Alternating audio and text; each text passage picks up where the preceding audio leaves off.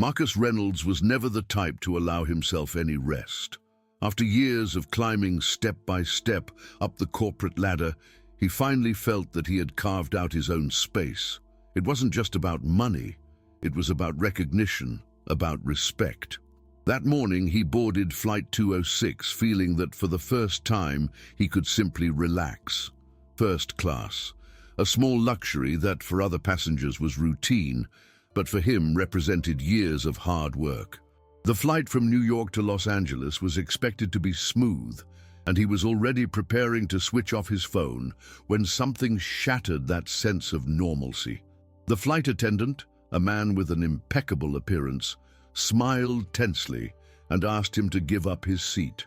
The request came without a convincing explanation, only a vague, "There's a problem with your reservation." Marcus looked around. The other first-class passengers didn't seem to notice the situation at all. He could have argued, insisted, but something in the attendant's demeanor made him back down. It wasn't just a system error or an overbooking. There was something wrong there. So, without making a scene, he grabbed his carry-on and made his way to economy class, trying to ignore the weight of a bitter déjà vu. The economy cabin was crowded, stifling, and the seat assigned to him seemed designed for someone half his height. Marcus took a deep breath and settled in as best he could, trying to ignore the growing irritation, but something caught his attention. From his seat, he had a partial view of first class. His former seat, which was supposedly urgently needed to be relinquished, still lay empty. Empty except for a black briefcase resting exactly where he had been seated, a briefcase that no one dared to touch directly.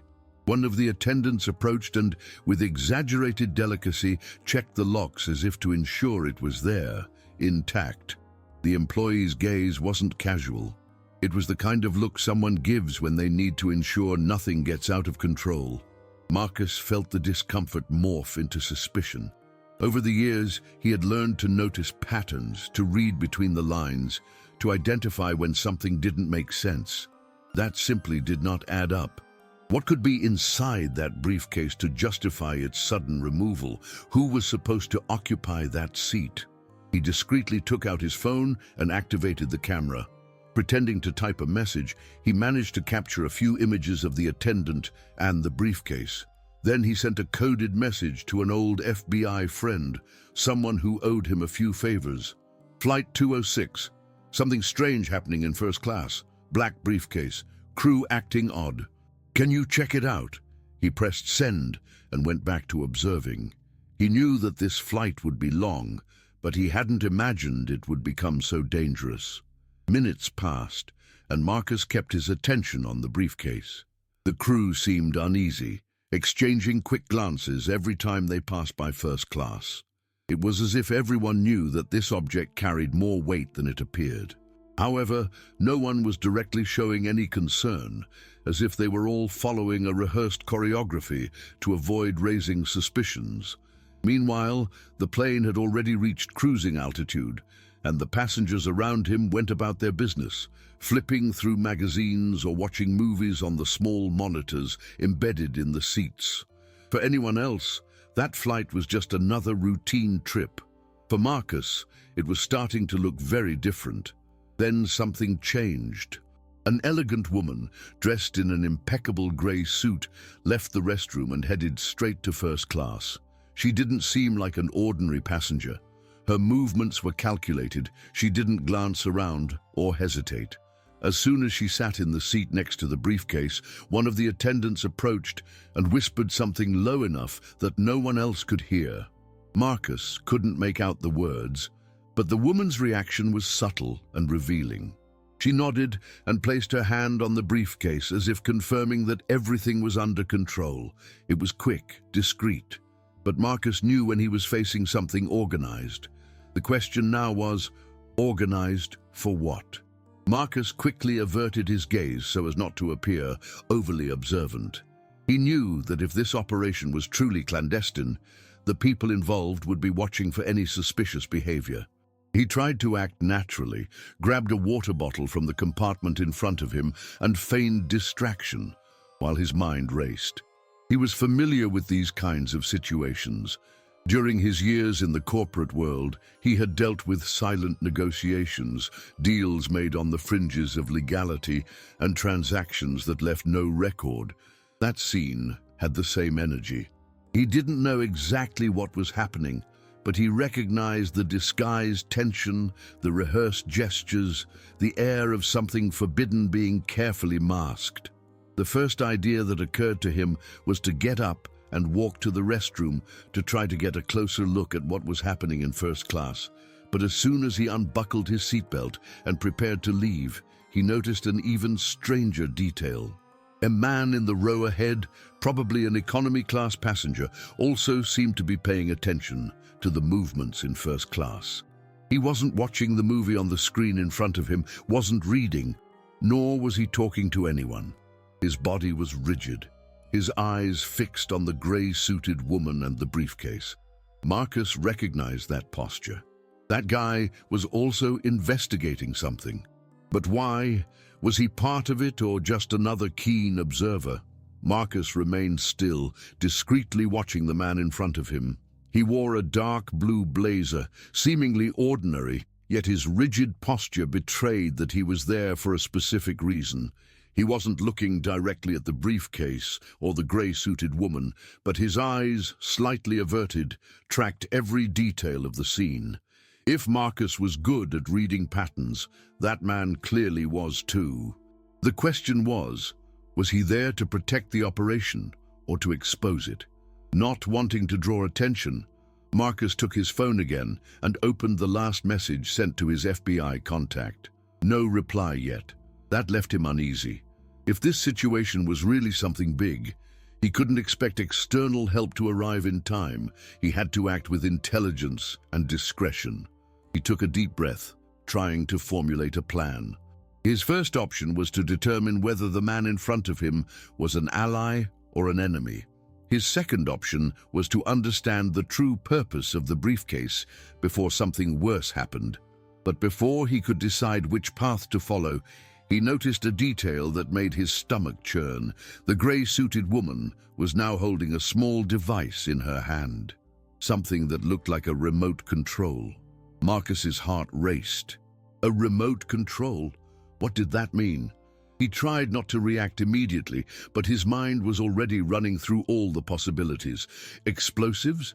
A trigger for some coded communication? Some kind of activation device for something inside that briefcase? A shiver ran down his spine.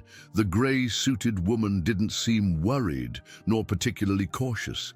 She held the device as if she already knew exactly when and how to use it. Marcus averted his eyes and took a deep breath. He needed more information before taking any action. If he got up now and acted without concrete evidence, he might end up being neutralized before he could expose anything. And what if that man in the seat ahead was on their side? Or worse, if he was an undercover cop trying to stop the operation and Marcus ended up getting in the way? Any wrong move could turn the situation into utter chaos. He needed to think fast. Then he decided to try something simple. He opened his phone's camera and pretended to be checking a notification while attempting to get a better image of the device the woman was holding. Marcus kept his cool as he adjusted the angle of his phone. He had done this before in business meetings, discreetly capturing documents or revealing expressions of competitors. But this time, the situation was far more dangerous. He tapped on the screen to focus better, zooming in on the image without appearing to take a photograph. The device in the gray-suited woman's hand was small, fit in the palm, and had a single red button in the center. Around it, 3 small lights flashed intermittently, as if synchronized with some other technology. This confirmed his suspicion. This was not a simple door remote or something trivial. While he observed, one of the attendants approached her and leaned in slightly, murmuring something. The woman nodded and, without hesitation, slid the device into her bag, as if she no longer wished to display it. It was a movement so subtle it might have gone unnoticed by any other passenger, but Marcus saw it, and that meant she was waiting for the right moment to use it. His gaze returned to the black briefcase. Could that device be a remote activation trigger? If so, what exactly was inside? He felt a knot form in his stomach. Weapons, drugs, something far worse. No matter what it was clear that the briefcase was not just an ordinary piece of luggage. Marcus needed to act, but without raising suspicion. If he confirmed that this was truly dangerous, maybe he could alert the crew without being seen as an intruder. But that idea was soon discarded. If the attendants were involved, and everything indicated that they were, alerting them could put his own life at risk. He had to find another way out. His mind raced in 1,000 directions, analyzing every possibility, when he noticed something that made him hold his breath. The man in the seat ahead, who too seemed to be watching everything, picked up his phone and quickly typed a message. Marcus subtly leaned to the side, trying to catch a hint of what he was doing. It was then that he saw the reflection of the screen on the window glass.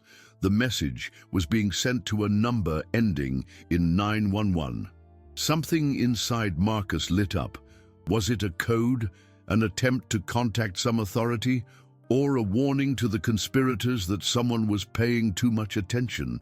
He would have to take a risk. Without diverting his gaze, he picked up his own phone and sent another message to his FBI friend. Risk level rising. Possible suspicious device in the black briefcase. Gray-suited woman has a device. Crew might be involved. Economy passenger might be part of this too. Need confirmation. Is this flight under investigation? He pressed send and tried not to show any nervousness. If he was right, this was much bigger than a simple illegal exchange of goods. If he was wrong, well, there was no turning back. Marcus felt his phone vibrate in his hand. A reply. His FBI contact, usually meticulous and evasive, had responded too quickly. That could only mean one thing. He knew something. The message was short but laden with urgency. Stay discreet. Monitoring in real time.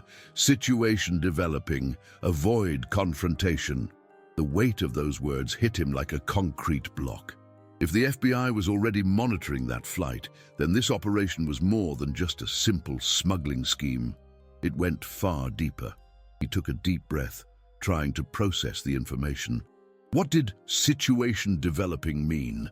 Was the FBI waiting for something to happen, allowing the operation to continue to catch bigger fish? Or were they simply delayed, unable to act until the plane landed? Either way, one thing was clear. Marcus was in the middle of a dangerous game and couldn't count on immediate intervention. If he wanted to get out of this situation without becoming a target, he needed to be cautious. While he tried to plan his next move, a chill ran down his spine. The man in the row ahead, the one also observing everything, typed something on his phone and then got up. Marcus followed his movements out of the corner of his eye. The man walked slowly down the aisle and stopped beside one of the attendants. He murmured something to her, to which she immediately nodded and looked toward first class. Marcus's stomach churned. Whatever was happening was unfolding at that very moment. He would need to act before it was too late. Marcus kept his eyes on the man as he spoke with the attendant. The interaction lasted less than 10 seconds, but it was enough for him to notice that something had changed in the atmosphere. The flight attendant, who until then had maintained a neutral and professional demeanor, shot a quick glance in his direction before walking away. A calculated look, almost as if she was assessing whether he was a threat. Marcus felt the weight of that observation. Up until that moment, he had been merely watching and gathering information, but now he had been marked. The attendant then headed to first class, and Marcus observed carefully. She didn't approach the gray-suited woman or the black briefcase. Instead, she went to another passenger, a burly man in a dark suit with neatly trimmed hair. He looked to be about 50 years old and exuded an aura of authority. Their conversation was brief, but it was enough for something inside Marcus to scream an alarm. The man raised his gaze and scanned the plane with a serious expression until his eyes landed exactly where Marcus was seated. Time seemed to stretch in that moment. It wasn't a stray or distracted glance. He was scrutinizing Marcus, calculating something, and then, in an almost imperceptible gesture, he nodded to the attendant. Marcus knew immediately he was now officially under the radar of something much bigger than he had imagined. His first instinct was to avert his eyes and pretend he hadn't noticed anything, but that wouldn't work. In a few seconds, the attendant began walking down the aisle in his direction. Panic threatened to rise, but he suppressed it. If she was coming to speak with him, it meant they still weren't sure about who he was or what he knew. There was still time to turn the tables. Forcing his most relaxed expression, Marcus picked up his phone and pretended to be absorbed in scrolling through something irrelevant. With every step the attendant took toward him, he felt the weight of the situation intensify. When she finally stopped beside him, he looked up as if only then noticing her presence. "Mr. Reynolds," she said with a rehearsed smile, "could you accompany us for a moment? The captain would like to speak with you." Marcus felt his heart beat faster, yet he maintained a neutral expression. He knew he was entering dangerous territory. The attendant addressing him by name was an important detail. That meant they had checked his identity. They knew who he was. But how? Had they accessed the passenger list, or did someone within the operation already know his background? Whatever the answer, he couldn't show any hesitation. He slowly stood up, adjusted his shirt, and feigned no concern. "The captain?" he asked, arching an eyebrow as if it were odd but not alarming. The attendant maintained her professional smile and gestured for him to follow. Marcus cast a quick glance down the aisle. The burly man in first class was still watching him. The economy passenger, the one who also seemed so attentive, held his phone, but now was looking directly at him. Every piece of this puzzle was starting to fit together in a way he didn't fully comprehend yet. Walking through the plane under so many eyes made his mind race in search of a plan. Could he create a distraction, slip away to the restroom to buy time? Or would it be better to follow the attendant and try to understand how far this situation would go? His instinct answered. If they intended to neutralize him, they would have already done so discreetly, without a polite invitation. They were still testing his intentions. They needed to know if he was a real threat or just a curious passenger. When they reached the entrance to first class, Marcus realized they weren't heading toward the cockpit. Instead, the attendant led him to a small service compartment, an area reserved for the crew. As soon as they entered, she closed the curtain behind them, isolating them from the rest of the plane. It was a cramped space, with metal lockers and a small sink. In the corner, the burly man waited for him, arms crossed. The smell of freshly brewed coffee lingered in the air, but the tension was so thick it seemed to occupy every available inch of space. "Mr. Reynolds," said the man in a deep, controlled voice, "I believe we have a problem." Marcus met the man's gaze, feeling the tension hanging in the air like a thread about to snap. He knew this was a critical moment. Any wrong word could put him in real danger. But he also knew that if he stayed calm and played his cards right, he might still turn the situation to his advantage. "What kind of problem?" he asked in a measured tone. His voice carried that air of someone who didn't like to waste time with unnecessary mysteries, yet was not about to back down. The burly man studied Marcus's expression for a moment before stepping forward. "We've noticed that you've been paying quite a bit of attention to first class, Mr. Reynolds," he said slowly. "And on a flight like this, safety is our priority. We need to ensure that all passengers are traveling without concerns." Marcus held his breath for a brief moment. They were still testing the waters. This meant they weren't sure how much he knew or whether he was, in fact, a threat. This psychological game was something he knew well. If he showed fear, he'd be treated as an easy target. If he was too aggressive, it could provoke an undesirable reaction. So he did what he did best. He turned the tables. "That's good to hear," he said, deliberately relaxing his shoulders, "because I've noticed a few things that worry me too. For instance, the fact that I was removed from my seat without any explanation. And now, all of a sudden, here I am being questioned as if I did something wrong." He crossed his arms, mirroring the man's posture. So tell me, why exactly am I here? The burly man pressed his lips together, clearly weighing Marcus's response. The attendant beside him remained silent, though her alert gaze indicated she was observing every detail as well. Marcus knew he had to keep pressing. Before the man could answer, he took another step forward. I'm just an ordinary passenger, right? So why do I get the feeling that this flight is far from normal? There was a prolonged silence, 1 second longer than it should have been. Then the man sighed and narrowed his eyes. You ask too many questions, Mr. Reynolds, he said, in a tone that wasn't an outright threat, but made it clear he should tread carefully. Marcus maintained his steady gaze. He knew he was treading on dangerous ground, but backing down now would mean admitting vulnerability. And at that moment, being seen as a problem that was difficult to solve was his only advantage. The burly man tilted his head slightly, as if considering the best way to respond. For a moment, Marcus had the feeling that he was weighing whether to continue with a subtle approach or to switch to something more aggressive. We ask questions when we believe there's cause for concern, the man finally said, his tone controlled, though Marcus sensed an underlying weight in his words. And when a passenger starts showing too much interest in matters that don't concern them, that can raise suspicions. Marcus let out a short, humorless laugh. Interesting, he said. So if a passenger notices that something unusual is happening in first class and observes that his removal from his seat was, at the very least, odd, that makes him suspicious. He shook his head, feigning disbelief. Because, honestly, from my point of view, all I see is a group of employees extremely concerned with a briefcase that no one dares to touch.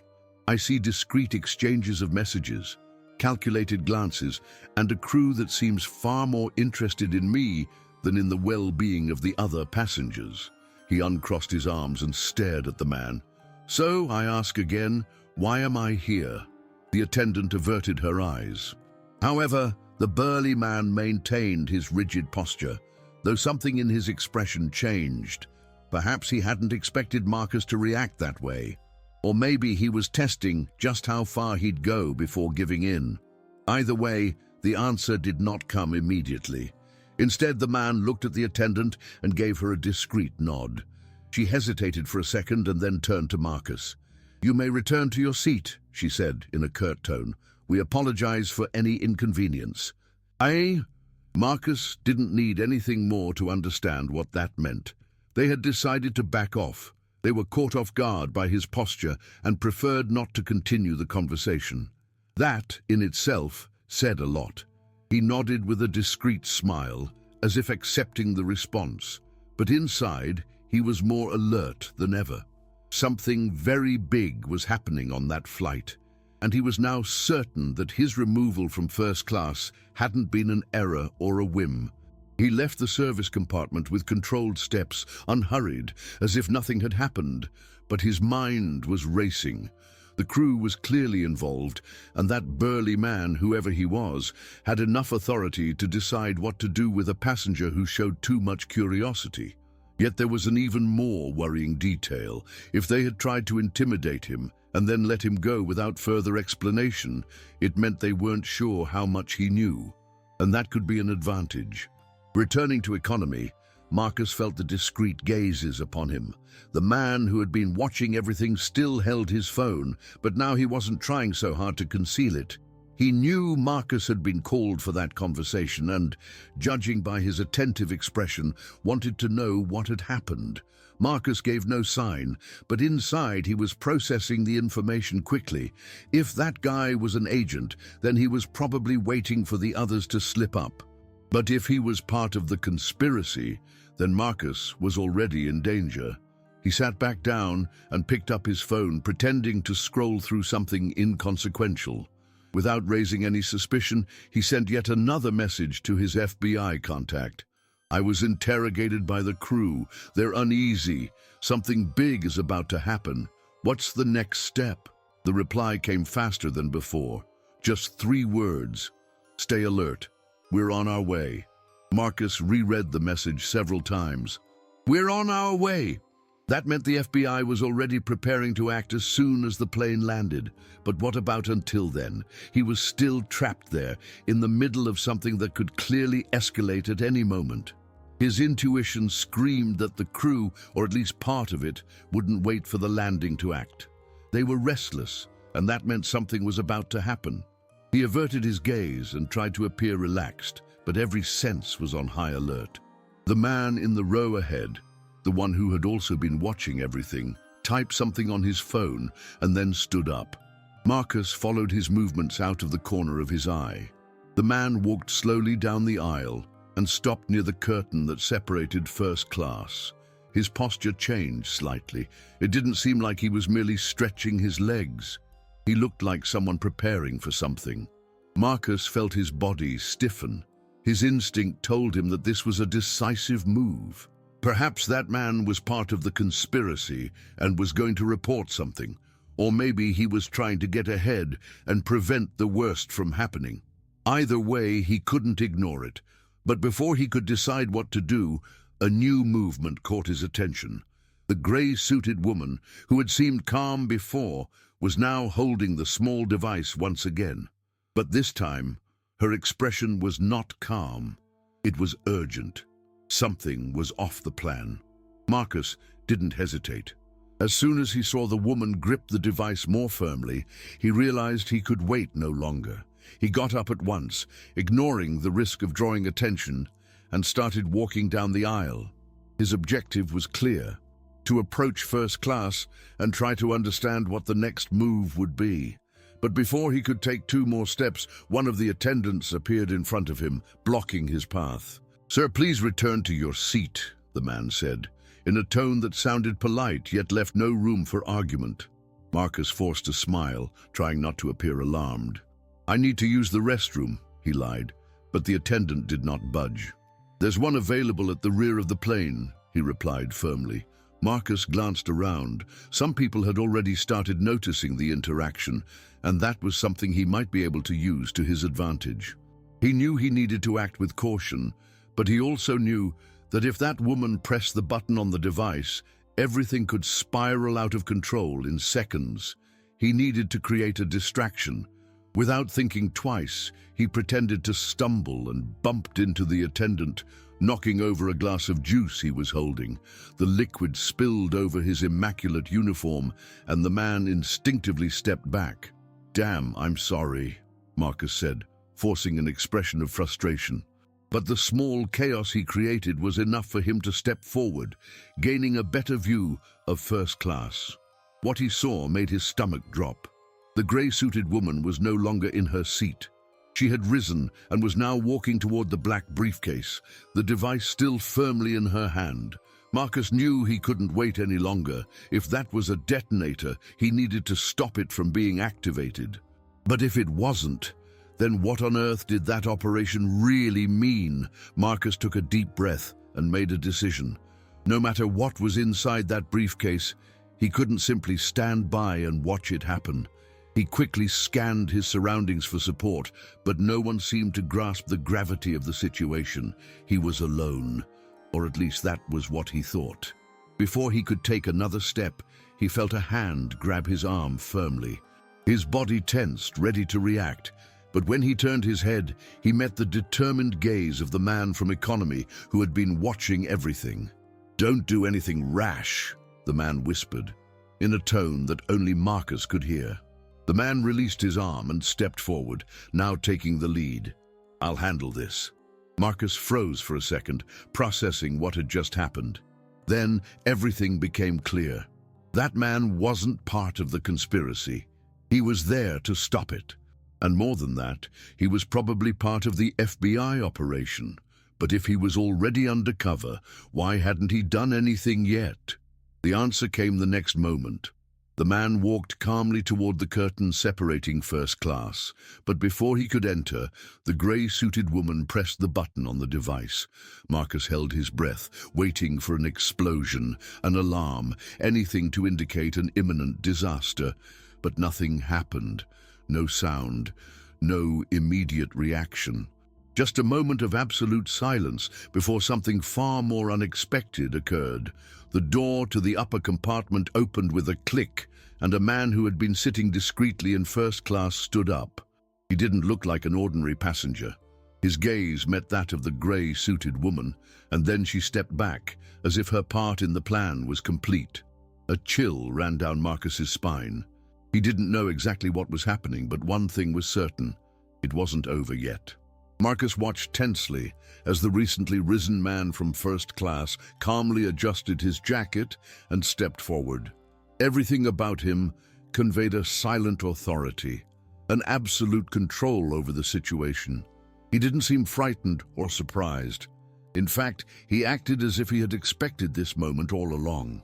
The grey-suited woman recoiled slightly, maintaining a serious posture but without the same level of confidence.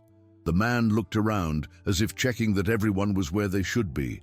Then, without haste, he took a small envelope from the inside pocket of his jacket and placed it on top of the black briefcase. Marcus couldn't see what was inside, but his instinct told him that detail was important. The undercover agent, the man who had stopped him from acting, stepped discreetly to the side, assuming a strategic position. The tension in the air became almost unbearable. Marcus realized that now everyone involved was waiting for something. But what? The FBI was already on its way, so perhaps they were waiting for a signal to act. But if this group knew that the operation was compromised, why were they still so calm? It was then that Marcus noticed a detail that had gone previously unnoticed. The man in the jacket, the grey-suited woman, and even the crew all seemed focused on something beyond the briefcase.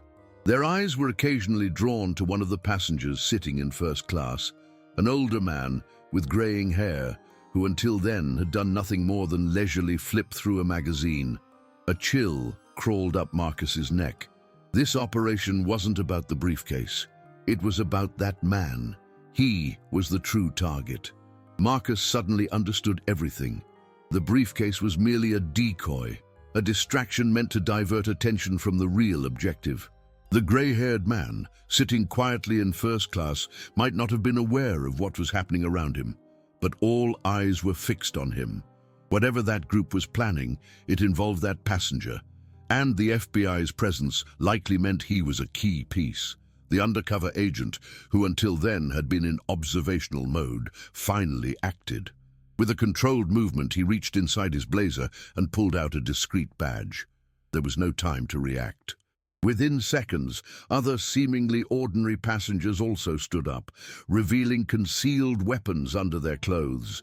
The agent's firm voice rang out in the cramped space of first class. "FBI, nobody move!" Chaos erupted in an instant. The grey-suited woman tried to retreat, but was immediately restrained. The man in the jacket, who until that moment had maintained his cold composure, finally showed a hint of surprise as he realized he was cornered. The crew froze, uncertain whether to react or pretend they weren't part of it. Marcus took a step back, processing everything. He no longer needed to act. The FBI's plan was in motion, yet there was still something that troubled him. The grey-haired man, the real target, maintained a calm expression throughout, as if he had been expecting this all along. Then, in an almost theatrical gesture, he calmly closed his magazine and said, without looking at anyone in particular, "You took your sweet time." Marcus felt the tension of the moment dissolve into a strange mix of relief and confusion. The grey-haired man, who appeared to be at the center of the entire operation, showed no fear or surprise. He simply folded his hands on the small foldable table of his seat and watched the agents around him with an almost bored gaze. "Stand up slowly," ordered the undercover agent, now fully assuming his role. "Your credentials have been confirmed. You are under federal custody." Yet the grey-haired man didn't immediately move. He let out a small sigh as if tired of the whole charade, then looked directly at Marcus. "It's curious how things work, isn't it?" he said with an enigmatic smile. "You weren't part of it, but you ended up being the piece that brought us here." Marcus said nothing. In a way, he knew that was true. Had he not been removed from his seat, had he not paid attention to the crew's movements, perhaps that flight would have ended very differently. Would the FBI have been able to act without him? Probably. But his intuition told him that the unfolding events could have been much worse. As agents handcuffed the gray-haired man and detained the others involved, Marcus simply watched. He wasn't a hero. He wasn't a trained agent. He was just someone who saw something amiss and decided not to ignore it. And now, as the plane began its descent and the chaos slowly subsided, he wondered what might have happened if he had chosen not to look. But he already knew the answer.